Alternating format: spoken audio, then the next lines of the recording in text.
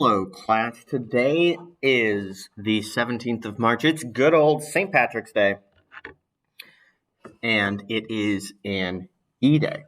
Normally, E-Days mean asynchronous days, but it's also asynchronous because of all of the tech problems that the district was having earlier. So in any case, I am recording this video for us all for our asynchronous work today. Hopefully this video won't be too long and you guys can get straight into the lesson itself. We're going to be going over some of the things that our 7th grade Module 2 Lesson 8 is going to be going over. The first thing is a phrase called the opposite of a sum is the sum of its opposites. It wants us to explain the meaning of this phrase. The opposite of a sum is the sum of its opposites. And it wants us to use a specific math example. So in order to use a specific math example, we're going to have to pick out some rational numbers. And let's start off by picking some super simple rational numbers. Let's go with numbers like, let's go with 2 and 3. Let's start off with 2 and 3. If I were to ask for what the sum of these two numbers is, that would be quite simple. 2 plus 3 gives me 5. And then, well, what's the opposite of that sum? What's the opposite of 5? Well, the opposite of 5 is negative 5. So the opposite of our sum is negative 5. Well, let's check on the sum of its opposites. We're going to take our rational numbers and we're going to get the opposite of them. So the opposite of 2 is going to be negative 2. The opposite of 3 is going to be negative 3. And then think for a couple of seconds, what is negative 2 plus negative 3? Hopefully at this point we wouldn't need a number line to do that. We should realize that we're getting negative 5. Where's that negative 5? Where have we seen that before? Oh, the opposite of the sum is the exact same as our sum of the opposites. Well, maybe this was just a fluke.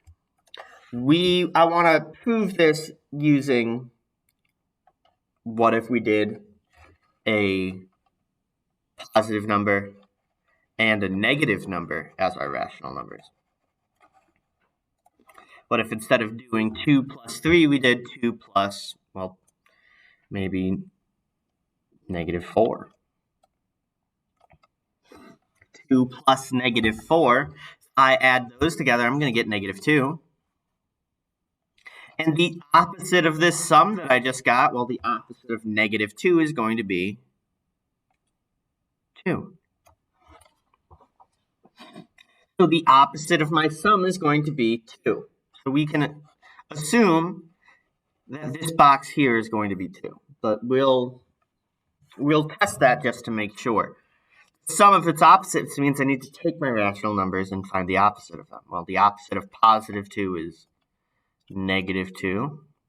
The opposite of negative 4 is going to be positive 4. So what's negative 2 plus positive 4? Well, that's 2. Oh, the opposite of my sum, 2, is the same number as the sum of the opposites.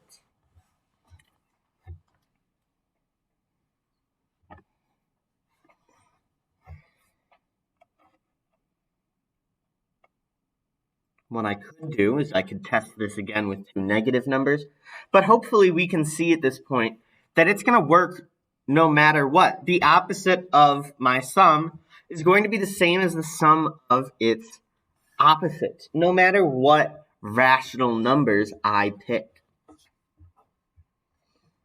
So, what I want you guys to do, before I move on to our next example, I want you guys to work on exercise 1. So there's exercise 1 that's right between these examples.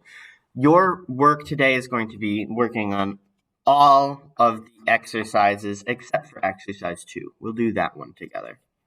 But all of the other exercises are your work for today.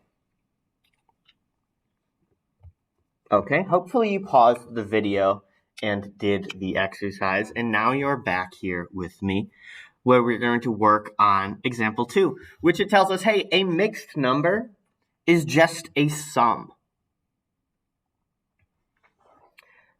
A mixed number is just a sum. It wants us to use this number line shown below to explain and write the opposite of 2 and 2/5 as a sum of two rational numbers. It already shows off 2 plus 2/5. 2 and 2/5 is 2 plus 2/5. Makes sense. What's the opposite of 2 and 2/5? We should clarify that. The opposite of 2 and 2/5 is going to be negative 2 and 2/5.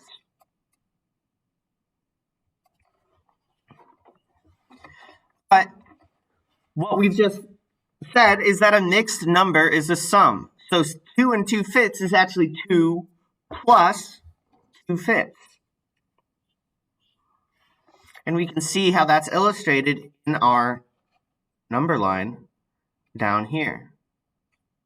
2 plus 2/5. So if we want the opposite,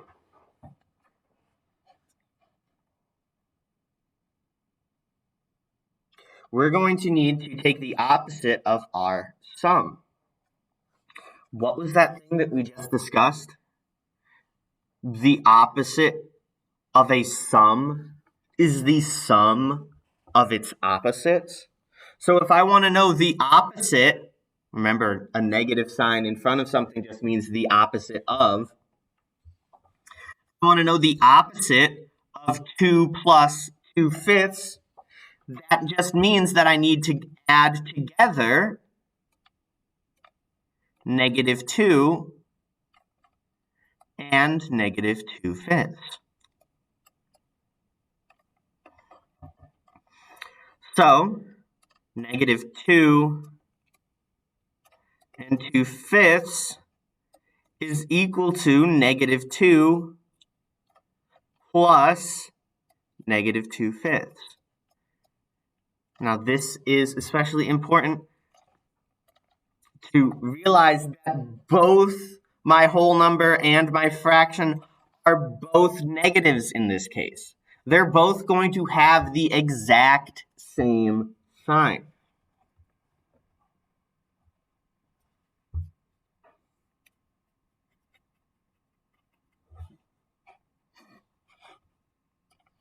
Let's work on a few more examples just so that we can hopefully understand this a little bit more. I have negative 9 and 5/8. That's negative 9 plus 5/8.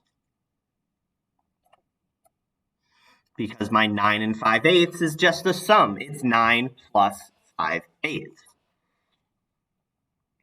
So the opposite of my sum here is going to be the sum of its opposites.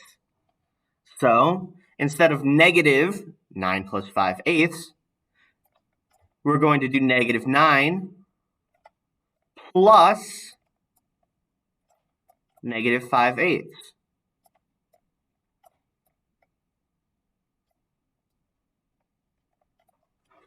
For B, negative 2 1/2, well, that's just negative 2 plus 1/2. So the opposite of our sum is the sum of its opposites. So negative 2 plus negative 1/2. For part C is easy. It's not negative, which means that we don't even need to worry about the opposite of a sum being the sum of its opposites. We can just split that right away into 8 plus 11 12ths. Now, something you might be asking me, well, Mr. Heisey, why is it even important that we split these up? Why would we ever want to do that? Well, luckily for you, later on in these exercises, it's going to show off exactly why you might want to split up our mixed numbers. There's two things to remember as we are going forward, and that is our commutative property and our associative property. If I have everything as addition, then that means that I can put my addition problem in any order that I want to, and in any grouping that I want to. So if I have a bunch of fractions, I can put all of my fractions together first and deal with them before I have to deal with my whole numbers. And I can deal with my fractions separately from my whole numbers. That's the main purpose for why we might want to split these up, and that's what you're going to be working on in the exercises tasked here. That being said, that is the end of this video. I hope you guys have a good rest of your day. Farewell.